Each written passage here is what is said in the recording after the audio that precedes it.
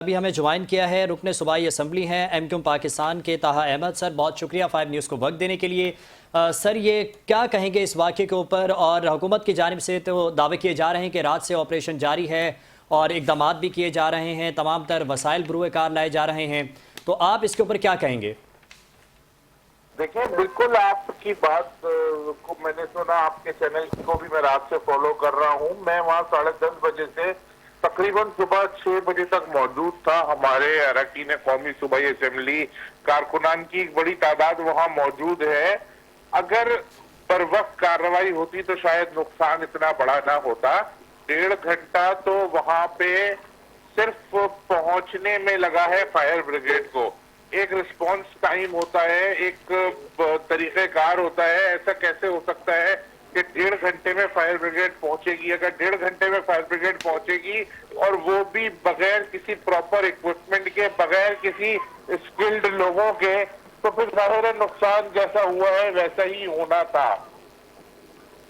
Sir IG Sindh ने भी दौरा किया आपसे कुछ देर कबल। उन्होंने कहा कि इमारत के अंदर कुछ ऐसा सामान मौजूद था, कुछ ऐसी मसनूआत थी जिसकी वजह से आग तेज़ी से फैली है और उस पर काबू पाने में मुश्किलात का सामना रहा है। तो आप क्या कहेंगे इसके ऊपर? देखिए, जाहिर है ये तो हमें नहीं पता कि अंदर क्या था और क्या है जिसकी वजह से आग को काबू पाने में इतनी मुश्किलात का सामना हो रहा है।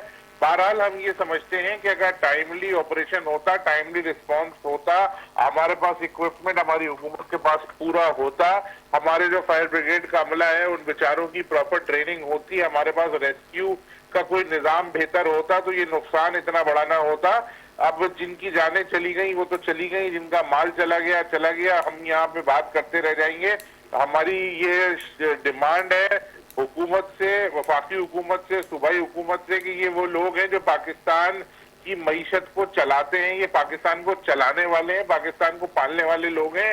इनके ये कोई फकीर नहीं है, ये कोई भीख मांग के खाना नहीं खाते, ये मेहनत कश लोग हैं।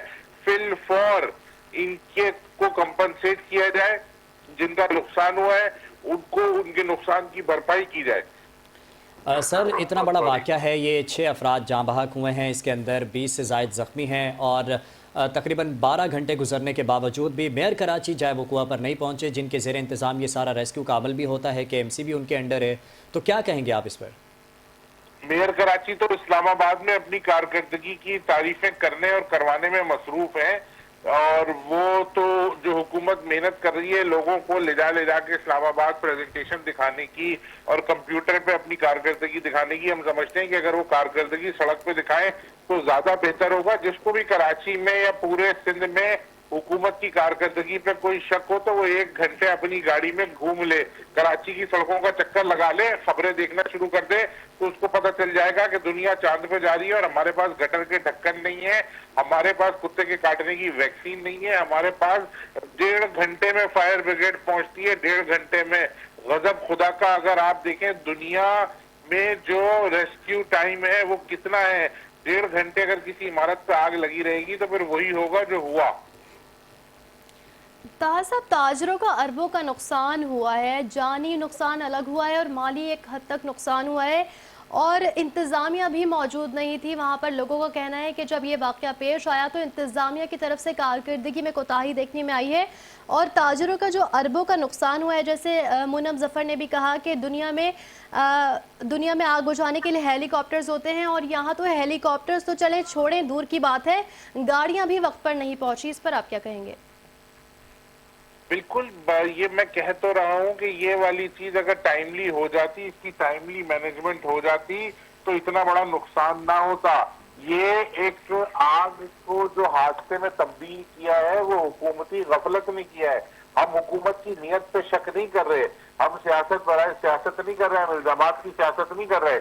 हम समझते हैं कि जाहिर है कोई भी इंसान, चाहे हुकूमत का हो या अपोजिशन का हो, किसी को शौक नहीं होता कि वो लोगों को जिंदा जलवाए या उनका नुकसान करे, लेकिन नाअहली और अनप्रिपेयर्डनेस, कोई ट्रेनिंग नहीं, कोई फायर ब्रिगेड की अपग्रेडेशन नहीं, कोई, आप देखें ना दुनिया कहां से कहां चली गई है। जैसे मुनीम जफर ने कहा कि जी हेलीकॉप्टर्स होते हैं, फोम्स होते हैं, स्नॉर्कल्स होते हैं, सीढ़ियां होती हैं।